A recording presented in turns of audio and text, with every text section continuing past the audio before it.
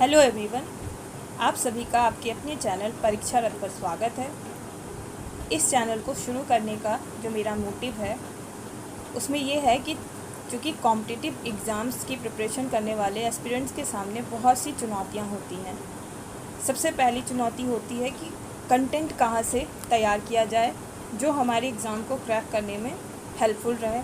साथ ही इस तैयारी के दौरान कैसे ही अपने भावों को सहज रखा जाए ताकि आने वाली जो भी चुनौतियां हैं, जो भी आप सामाजिक रूप से, आर्थिक रूप से और साथ ही जो भी रिसोर्सेज आपको पढ़ने हैं उसको चयन करने में जो भी आपके सामने चुनौतियां आती हैं उसका सामना कैसे सहज भाव से किया जाए, इसी उद्देश्य से इस चैनल को मैंने शुरू किया है।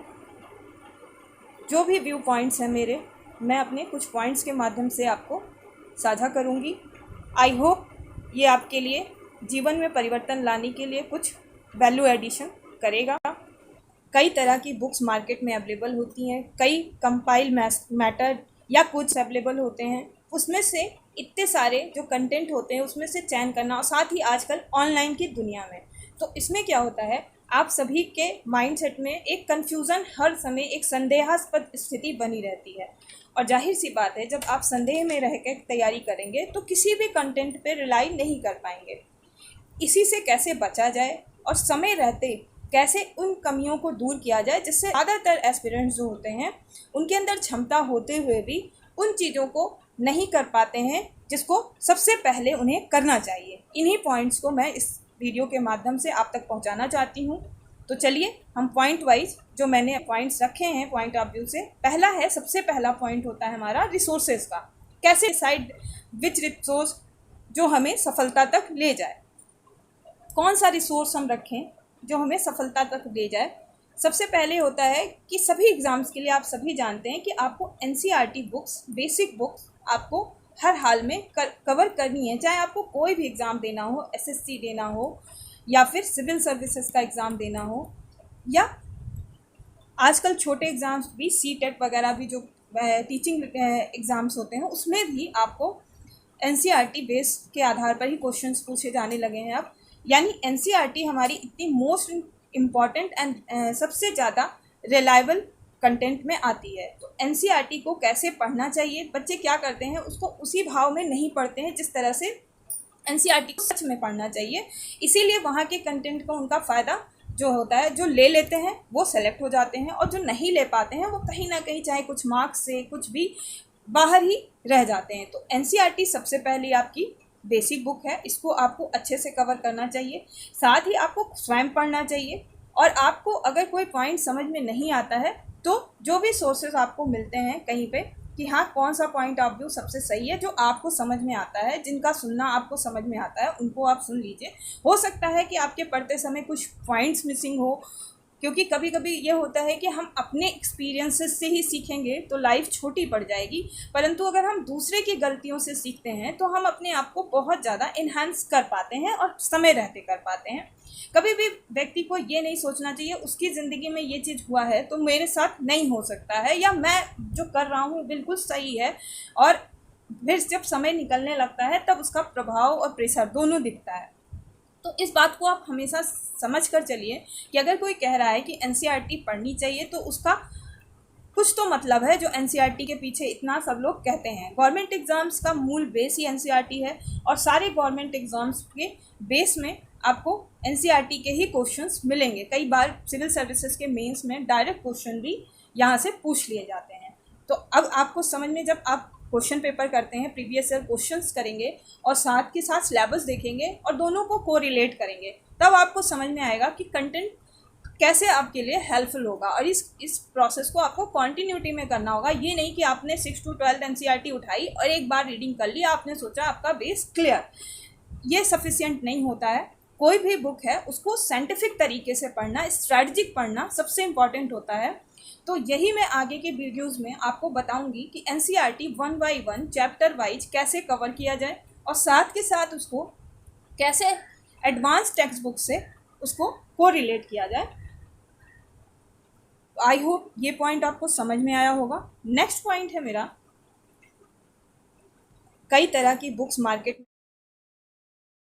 नेक्स्ट पॉइंट है कि तरीके से हमें किस तरीके से हमें जो रणनीति है हमारे एग्ज़ाम की, कोई भी एग्ज़ाम आप जिसकी भी प्रिपरेशन कर रहे हैं, हर एग्ज़ाम को क्रैक करने के लिए सबसे पहले काम होता है आपकी स्ट्रैटी। अगर आपकी स्ट्रैटी अच्छी है तो जाहिर सी बात है आपकी प्रिपरेशन भी अच्छी होगी, और प्रिपरेशन अच्छा है तो एग्ज़ाम का रिजल्ट भी आपका पॉजिटिव होगा।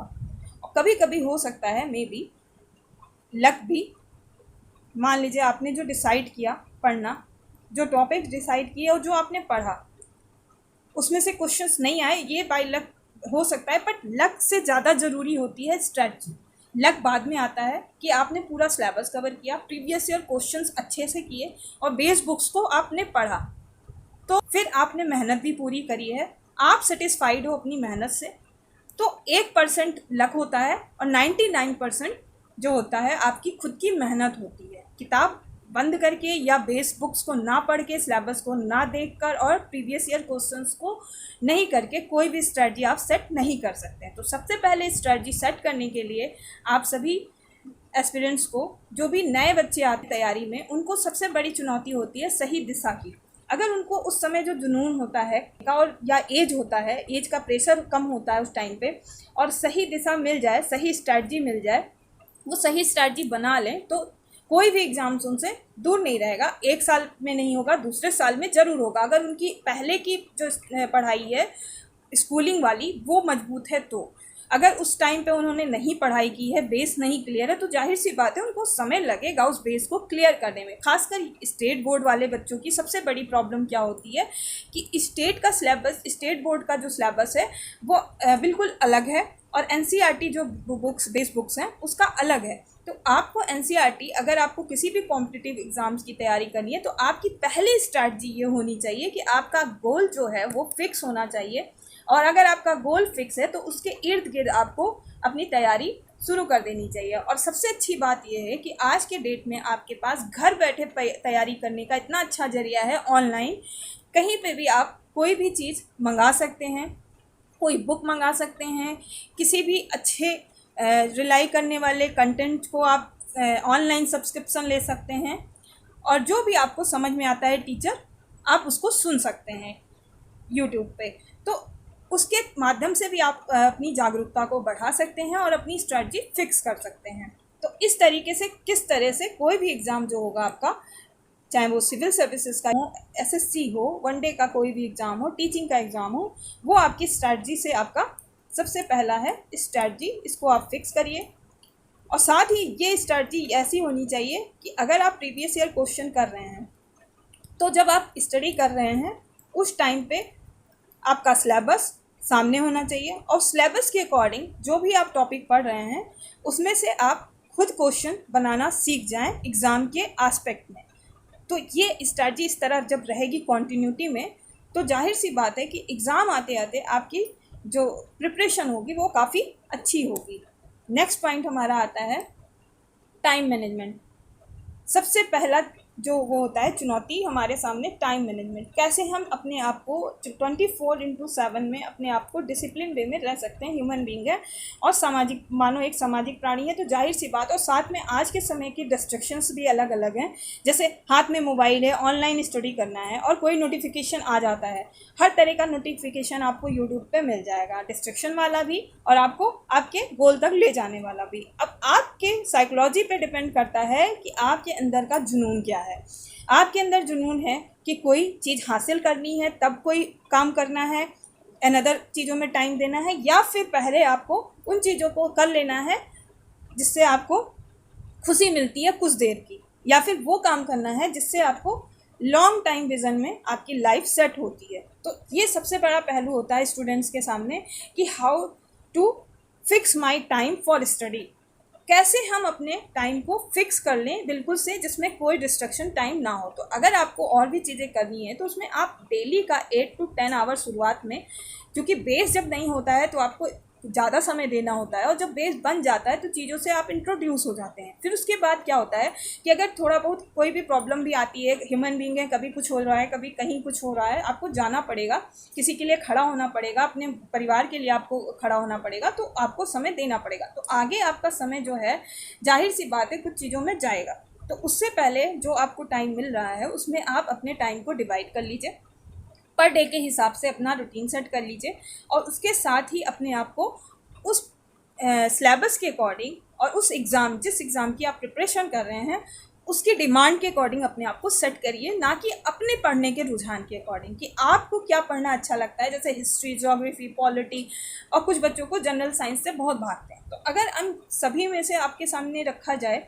कि आपको ये सब्जेक्ट कौन सा ज़्यादा पढ़ना अच्छा लगता है, तो आप क्या करते हो कि पहले आप वो सब्जेक्ट पढ़ने लग जाते हो जिसमें आपको बहुत ज़्यादा रुझान है। तो इसी से क्या होता है कि जिसमें वीक हो आप वीक रह जाते हो, जिसमें प्लस हो उसमें प्लस हो जाते हो। पर एग्ज़ाम की डिमांड तो अलग है। एग्ज़ाम में जनरल अवेयरनेस के क्वेश्चंस में आपको इक्वल जो भी है इक्वल तरीके से क्वेश्चंस पूछे जाएंगे। अगर 20 क्वेश्चन आपके ज्योग्राफी से आ रहे हैं तो 20 क्वेश्चन आपके पॉलिटी से आ रहे हैं, तो यानी आपका पॉलिटी, ज्योग्राफी, जनरल साइंस, सब सब्जेक्ट्स में क्या है, इतना तो आपका जनरल अवेयरनेस स्ट्रांग हो कि आप क्वेश्चन अटेम्प्ट कर पाएँ। खासकर नेगेटिव मार्किंग में आपकी नॉलेज जो है वो फिक्स होनी चाहिए, आपके पॉइंट्स जो हैं वो बिल्कुल पॉइंट ऑफ व्यू क्लियर होना चाहिए, और जो भी आपने पढ़ा है रटने के तरीके से नहीं, थोड़ा समझने के तरीके से पढ़िए। और साथ में देखिए, प्रिपरेशन में आपको चीज़ें मेमोराइज करनी है। रटना अलग चीज़ है, मेमोराइज करना अलग चीज़ है। देखिए, माइंड को जितना शार्प करेंगे, जितना मेमोरी पावर बढ़ाएंगे, जितना अपने आप को स्ट्रॉन्ग करेंगे मेमोरी से, उतने आप अपने आप को खुद इन्हेंस पाएंगे किसी भी एग्जाम्स में।